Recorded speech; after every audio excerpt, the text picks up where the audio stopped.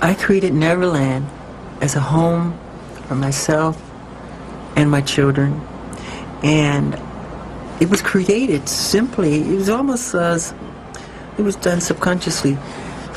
Like I said earlier, where can I go? I mean, it's hard.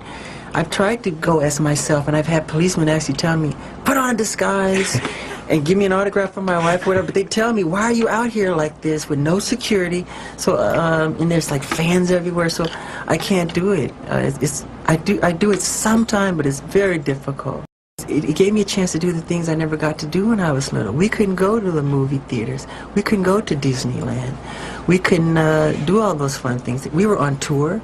We were working hard, you know, and we enjoyed it. We did enjoy it, but this allowed me to have a place behind the gates where the entire world, everything that I love is there, you know. What inspired me? It was so easy because it was me being myself, creating things that I love. And what I love, kids happen to love, or the child that lives inside the adult happens to love. You know, it is so easy because I'm just putting behind the gates everything I never got to do when I was a kid.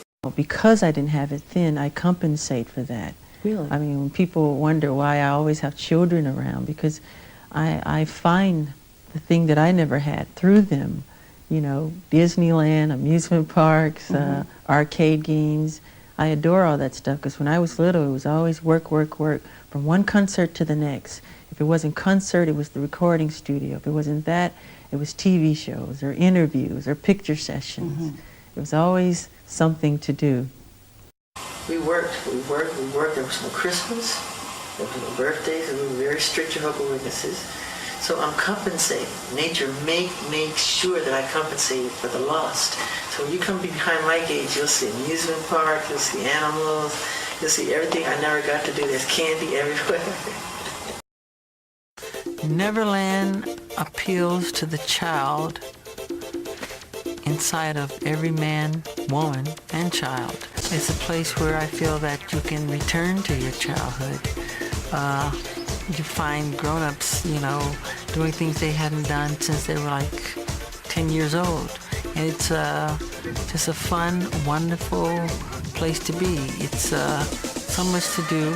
I always wanted to have a place where you're just busy all day and there's just unlimited space to go on quads and mountains and horseback and all kind of fun things. So it's just a fun place. I love it.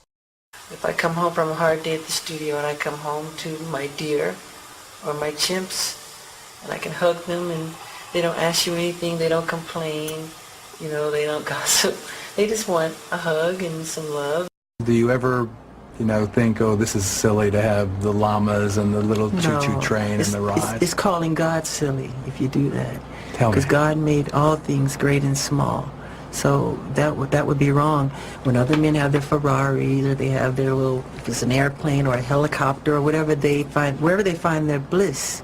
And my bliss is in giving and sharing and having simple, innocent fun. There are so many children in the cities who've never seen mountains, who haven't been on a carousel, who haven't petted a horse or a llama, who've never seen them.